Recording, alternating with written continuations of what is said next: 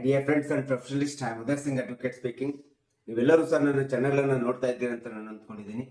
Share ಮಾಡಿ, like ಮಾಡಿ, comment ಮಾಡಿ ಮತ್ತು ನನ್ನ ಚಾನಲ್ಗೆ ಇನ್ನೂ ಯಾರ್ಯಾರು ಸಬ್ಸ್ಕ್ರೈಬ್ ಆಗಿಲ್ಲ ನೀವೆಲ್ಲರೂ ಸಬ್ಸ್ಕ್ರೈಬ್ ಆಗಬೇಕಂತ ಕೇಳ್ಕೊಳ್ತಾ, ಸೊ ಇವತ್ತು ನಾನು ಇನ್ನೊಂದು ವಿಷಯವನ್ನು ತೆಗೆದುಕೊಂಡು ನಿಮ್ಮ ಮುಂದೆ ಬಂದಿದ್ದೀನಿ. ಇವತ್ತು ನಾನು ಆಯ್ಕೆ ಮಾಡ್ಕೊಂಡಿರ್ತಕ್ಕಂಥ ವಿಷಯ ಅಂತಂದ್ರೆ N act 1881 negotiable instrument act section 138 ಅಡಿಯಲ್ಲಿ 15 ದಿನಕ್ಕಿಂತ ಮುಂಚೆ ನೋಟಿಸ್ ಜಾರಿಯಾಗಿ 15 ದಿನಕ್ಕಿಂತ ಮುಂಚೆ ತಾಂತ್ರಿಕ ದೋಷದಿಂದ ಫಿರ್ಯಾದಿಯ ಕೇಸು ವಜಾ ಆದಂತ ಸಂದರ್ಭದಲ್ಲಿ ದೂರುದಾರನಿಗೆ ಏನು ಪರಿಹಾರ? ಸೊ ಈ ಒಂದು ವಿಷಯದ ಬಗ್ಗೆ ಕುರಿತು ಈ ವಿಡಿಯೋ ಮೂಲಕ ನಾನು ಒಂದಿಷ್ಟು ತಿಳಿಸಲಿಕ್ಕೆ ಪ್ರಯತ್ನ ಮಾಡ್ತೇನೆ.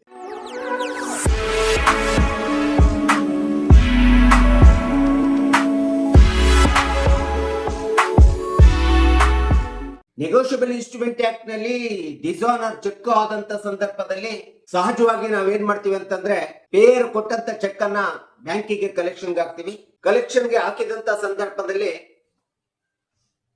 ಅದು ಚೆಕ್ ಡಿಸಾನರ್ ಆಯ್ತು ಅಂತೇಳಿ ಗೊತ್ತಾದಾಗ ರಿಟರ್ನ್ ಮೆಮೊ ಬ್ಯಾಂಕ್ನವ್ರು ಕೊಡ್ತಾರೆ, ಎಂಡೋರ್ಸ್ಮೆಂಟ್ ಅನ್ನು ಕೊಡ್ತಾರೆ ಬ್ಯಾಂಕ್. ಇದು ಸಹಜವಾಗಿ ನಾವು ಚೆಕ್ ಒಂದು ಪ್ರಕ್ರಿಯೆಯಲ್ಲಿ ಪ್ರಾರಂಭದಲ್ಲಿ ಮಾಡುವಂತ ಒಂದು ಅಂಶ. ನಂತರ ಕಂಪ್ಲೇನೆಂಟ್ ಏನ್ ಮಾಡ್ತಾನೆ, ಆ ಚೆಕ್ ಡಿಸಾನರ್ ಆದಂತ ಚೆಕ್ಕಿನ ರಿಟರ್ನ್ ಮೆಮೊ ತೆಗೆದುಕೊಂಡು ಚೆಕ್ ತೆಗೆದುಕೊಂಡ್ಬಿಟ್ಟು ಕರೆಕ್ಷನ್ ಹಾಕಿದಂತ ರೆಸಿಪ್ಟ್ ಅಂತ ತೆಗೆದುಕೊಂಡ್ಬಿಟ್ಟು ವಕೀಲರಿಗೆ ಕೊಡ್ತಾರೆ. ವಕೀಲರು ಆರೋಪಿಗೆ ನೋಟಿಸ್ ಅನ್ನು ಇಶ್ಯೂ ಮಾಡ್ತಾರೆ. ಸೊ ಯಾವುದೇ ಒಂದು ಚೆಕ್ ಅಮಾನ್ಯಗೊಂಡಂತ ಸಂದರ್ಭದಲ್ಲಿ ಅಂತ ಒಬ್ಬ ಆರೋಪಿಯ ವಿರುದ್ಧ ನಾವು ಸಹಜವಾಗಿ PCR ಪ್ರೈವೇಟ್ ಕಂಪ್ಲೇಂಟ್ ಅಂತ ರಿಜಿಸ್ಟ್ರೇಷನ್ ಮಾಡ್ತೀವಿ. ಇಂತ ಒಂದು PCR ಅನ್ನ ರಿಜಿಸ್ಟ್ರೇಷನ್ ಮಾಡ್ಲಿಕ್ಕೆ ನ್ಯಾಯಾಲಯದಲ್ಲಿ ಕೇಸನ್ನು ದಾಖಲೆ ಮಾಡಲಿಕ್ಕೆ ಸಹಜವಾಗಿ ನೆಗೋಷಿಯಬಲ್ ಇನ್ಸ್ಟ್ರೂಮೆಂಟ್ ಆಕ್ಟ್ ಪ್ರಕಾರ 45 ದಿನಗಳ ಕಾಲಾವಕಾಶ ಇರ್ತದೆ. ಅದರಲ್ಲಿ ನೋಟಿಸ್ ಪೀರಿಯಡ್ ಅಂತೇಳಿ 15 ದಿನ ಇರ್ತದೆ. ಆ ಒಂದು ನೋಟಿಸ್ ಪೀರಿಯಡ್ ಒಳಗಡೆ ದೂರುದಾರನಿಗೆ ಹಣವನ್ನು ಹಿಂತಿರಿಸಲಿಕ್ಕೆ, ಹಣವನ್ನು ಕೊಡ್ಲಿಕ್ಕೆ ಕಾಲಾವಕಾಶವನ್ನು ಕೊಟ್ಟಿರ್ತೀವಿ 15 ದಿನ. 30 days ಪ್ಲಸ್ 15 ಡೇಸ್ 45 ಡೇಸ್ ಒಳಗಡೆ ನಾವು ಕೇಸನ್ನ ದಾಖಲಿಸಬೇಕಾಗುತ್ತೆ, ಪ್ರಕರಣವನ್ನ ದಾಖಲಿಸಬೇಕಾಗುತ್ತೆ.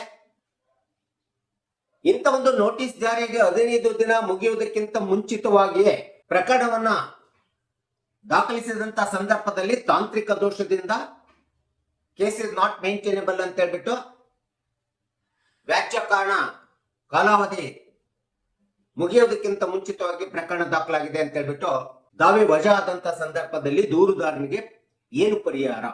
ಸೊ ಇಂಥ ಒಂದು ಪ್ರಕರಣ, ಇಂಥ ಒಂದು ದೋಷದಿಂದ ಕೇಸು ವಜಾ ಆದಂತ ಸಂದರ್ಭದಲ್ಲಿ ಏನ್ ಮಾಡ್ಬೇಕೆಂಬುದರ ಬಗ್ಗೆ ಕರ್ನಾಟಕ ಹೈಕೋರ್ಟ್ ಒಂದು ಲ್ಯಾಂಡ್ ಮಾರ್ಕ್ ಜಡ್ಜ್ಮೆಂಟ್ ಅನ್ನ ಕೊಟ್ಟಿದೆ. ಆ ಲ್ಯಾಂಡ್ ಮಾರ್ಕ್ ಜಡ್ಜ್ಮೆಂಟ್ ಬಗ್ಗೆ ನಾವು ತಿಳ್ಕೊಳ್ಳಿಕ್ಕೆ ಪ್ರಯತ್ನ ಮಾಡೋಣ. ಈ ಪ್ರಕರಣದ ಸಂಖ್ಯೆ ಅಂತಂದ್ರೆ CRL RP 1021/2021. ಸೊ ಈ ಒಂದು ಪ್ರಕರಣದಲ್ಲಿ ಅಮರುಗಂ ಎಂಬತಕ್ಕಂತ ಆರೋಪಿಯ ವಿರುದ್ಧ ಆನಂದ್ ಎಂಬತಕ್ಕಂಥವರು ಎನ್ ಆಕ್ಟ್ ಚೆಕ್ ಡಿಸಾನರ್ ಕೇಸನ್ನ ಹಾಕ್ತಾರೆ. ಸೊ ಈ ರೀತಿ ಕೇಸ್ ಹಾಕಿದಂತ ಸಂದರ್ಭದಲ್ಲಿ ಇಂತ ಒಂದು ಸದರಿ ಪ್ರಕರಣದಲ್ಲಿ ಅಮರ್ಗಂ ವಿರುದ್ಧ ಆನಂದ್ ಎಂಬತಕ್ಕಂಥವರು ನೋಟಿಸ್ ಅನ್ನ ಜಾರಿ ಮಾಡ್ತಾರೆ. ನೋಟಿಸ್ ಅನ್ನ ಜಾರಿ ಮಾಡಿಬಿಟ್ಟು ಅವರ ವಿರುದ್ಧ PCR ಪ್ರೈವೇಟ್ ಕಂಪ್ಲೇಂಟ್ ಅನ್ನ ರಿಜಿಸ್ಟರ್ ಮಾಡ್ತಾರೆ. ಸೊ ಈ ರೀತಿ ಒಂದು ಚೆಕ್ ಬೌನ್ಸ್ ಪ್ರಕರಣ ನ್ಯಾಯಾಲಯದಲ್ಲಿ ದಾಖಲಾದಂತ ಸಂದರ್ಭದಲ್ಲಿ ಟ್ರಯಲ್ ಮ್ಯಾಜಿಸ್ಟ್ರೇಟ್ ಕೋರ್ಟ್ ಆರೋಪಿಗೆ ಶಿಕ್ಷೆ ವಿಧಿಸಿ ತೀರ್ಪನ್ನು ಕೊಡ್ತದೆ. ಈ ರೀತಿ ಶಿಕ್ಷೆ ವಿಧಿಸಿ ತೀರ್ಪನ್ನು ಕೊಟ್ಟಂತ ಸಂದರ್ಭದಲ್ಲಿ ಆರೋಪಿ ಆ ತೀರ್ಪಿನ ವಿರುದ್ಧವಾಗಿ ಸಂಬಂಧಪಟ್ಟಂತ ಜಿಲ್ಲಾ ಸೆಷನ್ ನ್ಯಾಯಾಲಯಕ್ಕೆ ಅಪೀಲ್ ಅನ್ನು ಹೋಗ್ತಾರೆ, ಮೇಲ್ಮನವಿಯನ್ನ ಸಲ್ಲಿಸ್ತಾರೆ. ಈ ಒಂದು ಮೇಲ್ಮನವಿಯನ್ನ ಸ್ವೀಕರಿಸಿದಂತ ಸೆಷನ್ ನ್ಯಾಯಾಲಯ ಟ್ರಯಲ್ ಕೋರ್ಟ್ ಮ್ಯಾಜಿಸ್ಟ್ರೇಟ್ ಕೊಟ್ಟಿರ್ತಕ್ಕಂಥ ತೀರ್ಪನ್ನು ಎತ್ತಿ ಹಿಡಿದು ಆರೋಪಿಯ ಅರ್ಜಿಯನ್ನ ಮನವಿಯನ್ನ ತಿರಸ್ಕಾರಗೊಳಿಸ್ತದೆ, ರಿಜೆಕ್ಟ್ ಮಾಡ್ತದೆ. ಈ ರೀತಿ ಬಾಧಿತರಾದಂತ ಅಮರ್ಗಂ ಎಂಬತಕ್ಕಂಥ ಆರೋಪಿ ಜಿಲ್ಲಾ ಸೆಷನ್ ನ್ಯಾಯಾಲಯದ ತೀರ್ಪಿನ ವಿರುದ್ಧ ಹೈಕೋರ್ಟ್ಗೆ ಮೊರೆ ಹೋಗ್ತಾರೆ. ಕರ್ನಾಟಕ ಹೈಕೋರ್ಟ್ಗೆ ಮೊರೆ ಹೋಗತಕ್ಕಂಥದ್ದು ನಾವು ನೋಡ್ತೀವಿ. ಅಲ್ಲಿ ಕ್ರಿಮಿನಲ್ ರಿಟ್ ಪಿಟಿಷನ್ 1021/2021 ಎಂಬತಕ್ಕಂಥ ಒಂದು ಪ್ರಕರಣದ ಸಂಖ್ಯೆಯನ್ನ ಈ ಒಂದು ಆರೋಪಿಯಾದಂತವರು ಅಮರ್ಗಂ ಆನಂದ್ ಅವರ ವಿರುದ್ಧ ಕರ್ನಾಟಕ ಹೈಕೋರ್ಟ್ ನಲ್ಲಿ ರಿಟ್ ಪಿಟಿಷನ್ ಹಾಕ್ತಾರೆ. ಈ ಒಂದು ರಿಟ್ ಪಿಟಿಷನ್ ಸಂಪೂರ್ಣ ವಿಚಾರವನ್ನು ಕೈಗೊಂಡಿರ್ತಕ್ಕಂಥ ಕರ್ನಾಟಕ ಹೈಕೋರ್ಟ್ ನಲ್ಲಿ ಆರೋಪಿಯ ಪರವಾಗಿರ್ತಕ್ಕಂಥ ವಕೀಲರು ದೂರುದಾರ ತನ್ನದೇ ಆದಂತ ವ್ಯಾಜ್ಯ ಕಾರಣದ ಅವಧಿ 15 ದಿನಗಳು ಮುಗಿಯುವುದಕ್ಕಿಂತ ಮುಂಚಿತವಾಗಿ, ಕಾಲಮಿತಿ ಮುಗಿಯುವುದಕ್ಕಿಂತ ಮುಂಚಿತವಾಗಿ ವ್ಯಾಜ್ಯವನ್ನು ಹಾಕಿದ್ದಾರೆ, ದೂರನ್ನು ಹಾಕಿದ್ದಾರೆ. ಕೇಸನ್ನು ಹಾಕಿದ್ದಾರೆ. ಇಂಥ ಒಂದು ಮೊಕದ್ದಮೆ ನಿರ್ವಹಣೆಗೆ ಯೋಗ್ಯವಲ್ಲ, case is not a maintainable ಅಂತ ಹೇಳ್ಬಿಟ್ಟು ಆರೋಪಿಯ ಪರ ವಕೀಲರು ವಾದವನ್ನು ಮಂಡಿಸ್ತಾರೆ. ಸೊ ಅಷ್ಟೇ ಅಲ್ಲದೆ ನೆಗೋಷಿಯಬಲ್ ಇನ್ಸ್ಟ್ರೂಮೆಂಟ್ ಆಕ್ಟ್ ಸೆಕ್ಷನ್ 139 ಪ್ರಕಾರ ಚೆಕ್ ಅಮಾನ್ಯಗೊಂಡಿದೆ, ಡಿಸಾರ್ನರ್ ಆಫ್ ಚೆಕ್ ಆಗಿದೆ ಎಂಬತಕ್ಕಂಥದ್ದು ಬರ್ಡನ್ ಆಫ್ ಪ್ರೂಫ್ ದೂರುದಾರರ ಮೇಲೆ, ಫಿರ್ಯಾದಿ ಮೇಲೆ ಬಿಟ್ಟಿದೆ, ನಮ್ಮ ಮೇಲೆ ಬಿಟ್ಟಿಲ್ಲ ಎಂಬತಕ್ಕಂಥ ವಾದವನ್ನ ಆರೋಪಿಯ ಪರ ವಕೀಲರು ವಾದವನ್ನು ಮಂಡಿಸ್ತಾರೆ. ಈ ಬರ್ಡನ್ ಆಫ್ ಪ್ರೂಫ್ ಅನ್ನು ಸಾಬೀತುಪಡಿಸಬೇಕಾಗಿರ್ತಕ್ಕಂಥದ್ದು ಕಂಪ್ಲೇನೆಂಟ್ಗೆ ಬಿಟ್ಟಿದೆ.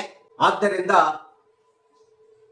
ಶಿಕ್ಷೆಯಿಂದ ವಿಮುಕ್ತಗೊಳಿಸಿ ಅಂತೇಳಿ ಆರೋಪಿ ವಕೀಲರು ವಾದವನ್ನು ಮಂಡಿಸಿದಂತ ಸಂದರ್ಭದಲ್ಲಿ ಸೊ ಈ ರೀತಿಯಾದಂತ 15 ದಿನಗಳ ಮುಂಚಿತವಾಗಿಯೇ ನೋಟಿಸ್ ಜಾರಿ ಮುಂಚಿತವಾಗಿಯೇ ಕೇಸನ್ನ ದಾಖಲಿಸಿ ತಾಂತ್ರಿಕ ದೋಷದಿಂದ ಕೇಸು ವಜಾ ಆದಂತ ಸಂದರ್ಭದೊಳಗಡೆ ಇಂಥ ಒಂದು ಸದರಿ ಪ್ರಕರಣವನ್ನ ಸಂಪೂರ್ಣವಾದಂತ ವಿಚಾರಣೆ ಕೈಗೊಂಡಂತ ಕರ್ನಾಟಕ ಹೈಕೋರ್ಟಿನ ಏಕಸದನ ನ್ಯಾಯಪೀಠ ಫಿರ್ಯಾದಿದಾರರಿಗೆ ಒಂದು ಪೂರಕವಾದಂತ ತೀರ್ಪನ್ನ ನಿರ್ಣಯವನ್ನ ಕೊಡ್ತಾರೆ.